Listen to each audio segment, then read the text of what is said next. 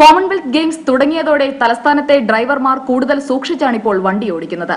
Driving licence എടുക്കാനുള്ള ടെസ്റ്റിന് പോലും ഇത്ര സൂക്ഷ്മമായി വര നോക്കി വണ്ടി ഓടിച്ചിട്ടില്ലെന്ന് പറഞ്ഞ് മുഖം ചുളിക്കുന്നവരും, വരതെറ്റി വണ്ടിയോടിച്ച് ഫൈൻ അടച്ചവരും, ട്രാഫിക് പോലീസിനോട് തട്ടിക്കയറി പോലീസ് സ്റ്റേഷനിലെത്തിയവരുമെല്ലാം ഗെയിംസിന്റെ ആദ്യ ദിനത്തിലെ കാഴ്ചകൾ. കോമൺവെൽത്ത് ഗെയിംസിലെ താരങ്ങൾക്കും ഒഫീഷ്യലുകൾക്കും സഞ്ചരിക്കാനുള്ള വാഹനങ്ങൾക്കായി ഏർപ്പെടുത്തിയ കോമൺവെൽത്ത് പ്രത്യേക ലൈനാണ് സാധാരണ യാത്രക്കാർക്ക് ഇപ്പോൾ വിനയായിരിക്കുന്നത്. CWG 2010 ലൈൻ എന്ന നീല നിറത്തിൽ റോഡിൽ ചായമടിച്ചിരിക്കുന്നതിലേക്ക് വാഹനം കയറ്റിയാൽ പിഴയൊടുക്കണമെന്നാണ് നിയമം. അനധികൃതമായി കോമൺവെൽത്ത് ലൈനിൽ വാഹനം ഓടിച്ചു കയറ്റുന്നവരെ പിടിക്കാനും പിഴ ചുമത്താനുമായി ട്രാഫിക് പോലീസ് എല്ലാ നിരത്തുകളിലും സജീവമായി നിലയുറപ്പിച്ചും കഴിഞ്ഞു.